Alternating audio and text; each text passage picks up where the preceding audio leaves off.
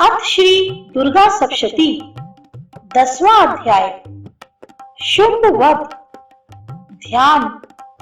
मैं मस्तक पर अर्धचंद्र धारण करने वाली शिव शक्ति स्वरूपा भगवती कामेश्वरी का हृदय में चिंतन करती हूँ। वे तपाए हुए सुवर्ण के समान सुंदर हैं। सूर्य, चंद्रमा और अग्नि, ये ही तीन उनके नेत्र हैं तथा वे अपने मनोहर हाथों में धनुष बाण, अंकुश, पाश और शूल धारण किए हुए हैं। ऋषि कहते हैं, राजन, अपने प्राणों के समान प्यारे भाई निशुंभ को मारा गया देख तथा सारी सेना का संहार होता जान शुंभ ने कुपित होकर कहा, दुष्ट दुर्गे, तू बल के अभिमान में आकर झूठ मूठ का घमंड न दिखा। तू बड़ी मानिनी बनी हुई है, किंतु दूसरी स्त्रियों के बल का सहारा लेकर लड़ती है। देवी बोली, ओ दुष्ट, मैं अकेली ही हूँ। इस संसार में मेरे सिवा दूसरी कौन है? देख, ये मेरी ही विभूतियां हैं, अतः मुझ में ही प्रवेश कर रही हैं।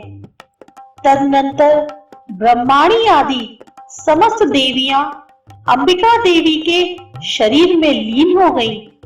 उस समय केवल अंबिका देवी ही रह गई। देवी बोली, मैं अपनी ऐश्वर्य शक्ति से अनेक रूपों में यहाँ उपस्थित हुई थी। उन सब रूपों को मैंने समेट लिया। अब अकेली ही युद्ध में खड़ी हूँ। तुम भी स्थिर हो जाओ। ऋषि कहते हैं, तदनंतर देवी और शुंभ दोनों में सब देवताओं तथा दानवों के देखते देखते भयंकर युद्ध छिड़ गया। बाणों की वर्षा तथा तीखे शस्त्रों एवं दारुण अस्त्रों के प्रहार के कारण उन दोनों का युद्ध सब लोगों के लिए भयानक प्रतीत हुआ।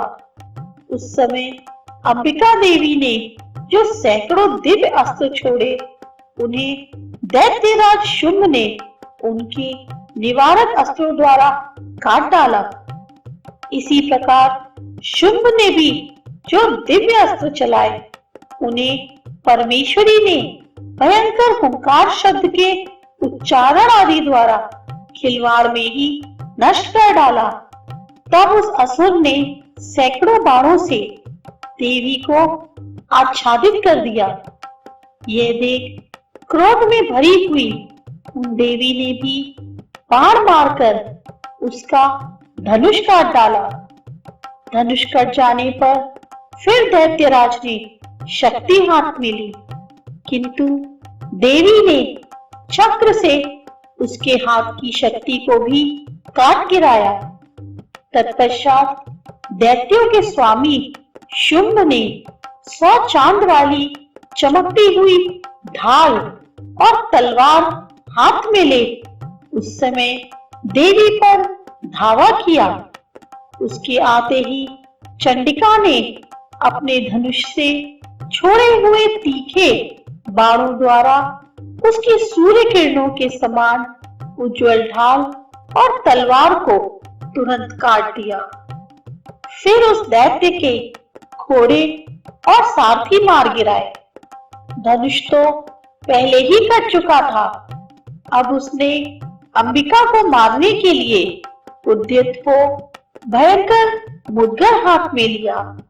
उसे आते देख देवी ने अपने तीक्ष्ण बाणों से उसका मुद्गर भी काट डाला, जिस पर भी वह असुर मुक्का तानकर बड़े वेग से देवी की ओर झपटा। उस दैत्यराज ने देवी की छाती में मुक्का मारा। तब उन देवी ने भी उसकी छाती में एक चांटा जड़ दिया। देवी का थप्पड़ खाकर दैत्यराज शुंभ पृथ्वी पर गिर पड़ा, किंतु पुनः सहसा पूर्ववत उठकर खड़ा हो गया।